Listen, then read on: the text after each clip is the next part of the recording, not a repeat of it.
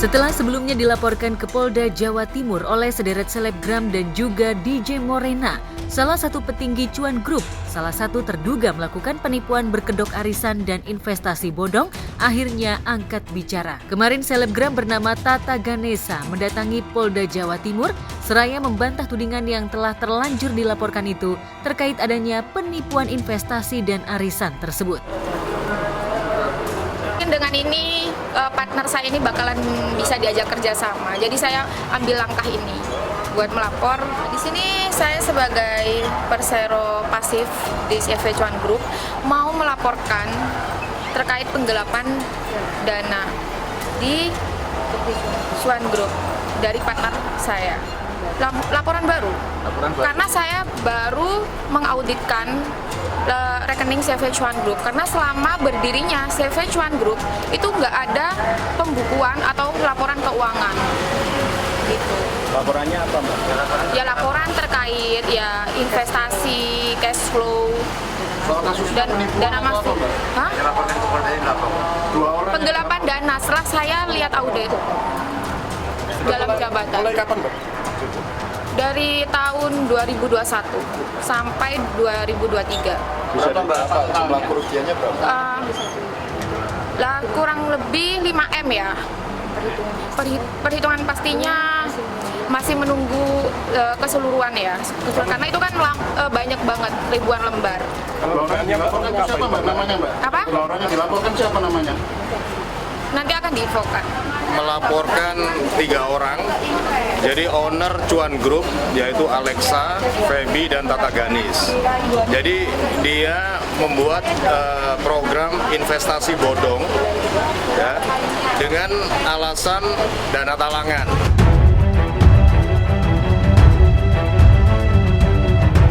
Tata tak ingin semua permasalahan itu dipikul sendiri atas macetnya pembayaran keuntungan sesuai kesepakatan awal ketika dirinya merekrut para anggota. Lantas apa yang membuat Tata enggan disalahkan? Padahal ia merupakan satu dari 3 bos besar dalam Cuan Group. Benarkah ia merasa tertipu dengan skema investasi bodong dan arisan ini? Atau ini merupakan taktik Tata agar dirinya tak terjerat dalam masalah hukum? Jadi sebenarnya saya bukan bertanggung jawab sepenuhnya ya di CV Cuan Group, karena saya persero pasif. Yang harusnya di sini tuh yang bertanggung jawab itu direktur yang berinisial AL. Sama? Yang megang keuangan ya AL sama FB. Komisaris juga sama kayak saya komisaris. Jadi yang direktur yang dilaporkan itu ya komisaris itu ya? bukan direkturnya. Direkturnya ya? Iya. Siapa namanya itu? Koordinator aktif yang mengurus CV Cuan Group. Aku laporan supaya kasus ini cepat ini ya ditindaklanjut ya. Soalnya sebenarnya udah banyak yang laporan kan. Tapi masih belum ada pemrosesan sama sekali karena kita itu termasuk korbannya banyak di sini. Dan juga aku sama Tessa korbannya bukan di investasi, kita di arisan. Dan mereka membuat arisan itu arisan bisa dikatakan bodong. Karena apa? Nomor 1 dan 2 ini member goib, nggak ada membernya. Mungkin bisa dikatakan itu ownernya sendiri yang isi, seperti itu. Kalau saya 33. iya 33, cicilan per bulannya 8,5 lah. Udah jalan 4 bulan. Kalau saya di 51 juta. Ya karena satu gate kan beda pembayarannya. Itu aku yang nomor bawah, dia masih yang di atas. Jadi lebih agak besar yang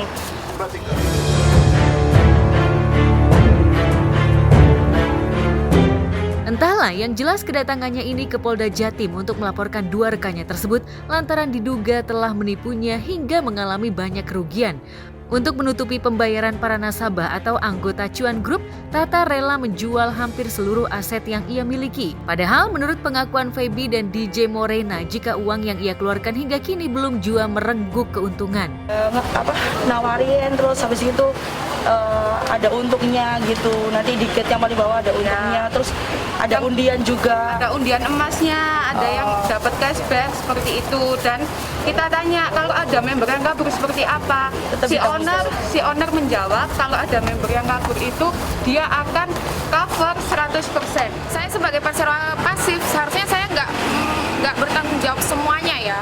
Tapi karena partner saya ini nggak kooperatif, makanya saya melaporkan ke Polda. Mbaknya pernah pegang uang nggak di Cuan Group mengelola atau gimana? Atau sempat menikmati uangnya? Oh tidak, saya cuma dapat gaji dari Cuan Group seperti itu. Berapa gajinya, Mbak? Ya nggak mesti ya, karena kan pemasukan juga nggak mesti tiap bulannya berapa. berarti Jadi saya kayak dikasih materi sama direktur saya posting, saya dapat klien, ya uangnya saya masukin ke CV Cuan Group. Besarnya sampai berapa selama ini? Nah, 5 sampai 10 juta ya. Tapi ya kalau misalkan ada invest tuh, misalkan nih kayak ada invest 100 juta gitu dari klien saya, ya saya masukkan ke rekening CV. Nah, di situ ada main belakang kayak ada rekening yang dimasukkan ke rekening pribadi dan rekening nama-nama lainnya.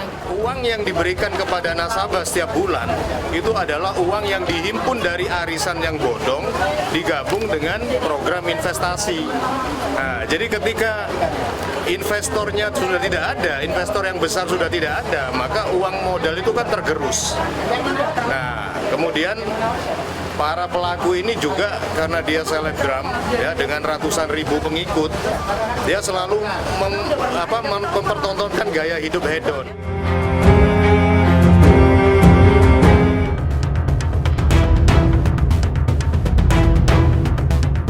Di tempat terpisah, sengkarut permasalahan hukum ihwal video tak terpuji yang dilakukan oleh Oklin Via masih terus bergulir di Polres Jakarta Pusat maupun di Bareskrim Polri. Namun sayangnya hingga kini, para pelapor yakni Bintang Wahyu Saputra tampak kecewa lantaran hingga saat ini belum ada penetapan lanjutan atau status Oklin, tak ada kepastian. Padahal beberapa saksi ahli hingga MUI telah mengutarakan pendapatnya. Kalau terkait tentang Oklin yang dipanggil Bares, saya memang dapat informasi. Nah, cuman kalau saya sendiri sih tidak dipanggil karena laporan kami juga tetap berproses di Jakarta Pusat. Mungkin Oklin dipanggil di Bareskrim karena ada juga orang yang melaporkan di Bareskrim. Makanya saya juga bingung ini. Bingungnya begini, ini kan semuanya kan sudah beres ya, dalam artian kan saksi-saksi semua ahli sudah bicara, MUI juga sudah bicara, lalu apalagi yang menunggu penanganan Oklin ini gitu. Saya sih harap ini segera ditindaklanjuti untuk supaya mendapatkan keadilan yang hakiki gitu. Jangan digantung begini.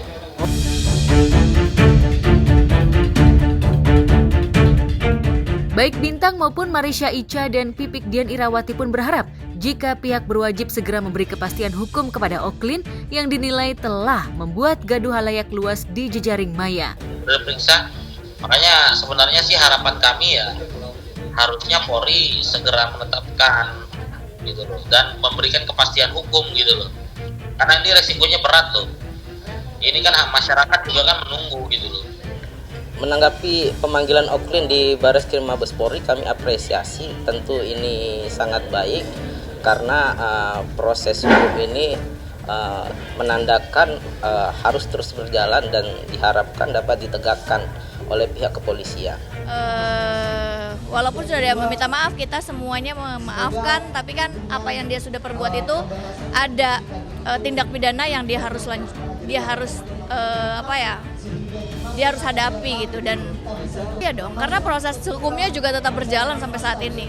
Ini tanya terus ke saya, Ica gimana laporannya, karena kan kemarin kan dari Bareskrim itu kita baru di SPKT, dari SPKT itu kan harus ke Binops dulu, nah setelah itu baru naik ke cyber. Kemarin infonya baru dipegang oleh penyidik dan penyidiknya juga baru ditentukan siapa. Jadi kan kadang-kadang juga teman-teman di sosial media juga banyak yang tanya tuh kayak kok nggak jadi di penjara, ya penjarain orang itu kan nggak segampang dan nggak semudah itu, apalagi laporannya di Bareskrim. Jadi insya Allah kita tetap lanjut.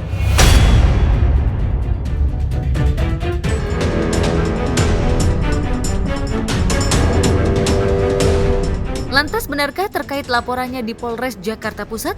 Bintang juga telah berkoordinasi dengan Umi Pipik dan Ica terkait laporannya Oklin tersebut. Atau memang mereka memilih jalannya masing-masing meski laporan mereka di tempat yang berbeda. Saya dengar juga Umi Pipik memang melaporkan di Bareskrim.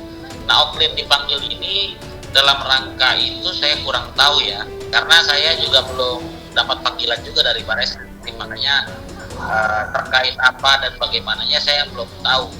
Tapi memang saya dapat informasi, saudari Oklin ini dipanggil sama Bareskrim. Saya di apa ya namanya sih BAP ya? BAP apa sih? Ya, ditanya-tanya tentang laporan saya, ya sudah. Hampir 1 jam lebih. Tinggal pemanggilan mungkin ya. Tinggal pemanggilan. Karena kan si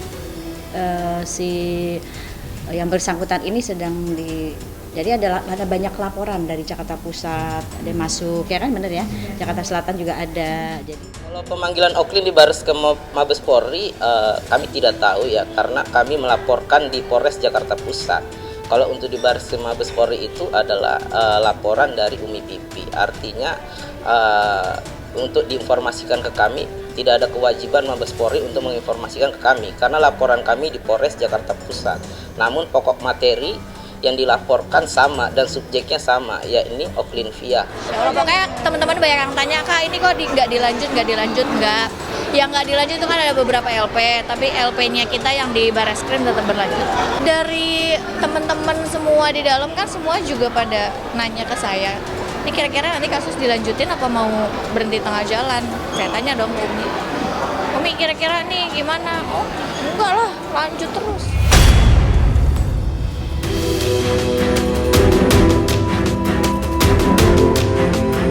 Lantas apa sejatinya yang membuat para pelapor hingga saat ini masih kekeh untuk memproses hukum Oklin Via meski selebgram tersebut telah meminta maaf dan berjanji untuk tak lagi melakukan atau membuat konten video tak senonoh di jejaring maya? Benarkah sudah tak ada jalan islah? Damai aja gitu kan.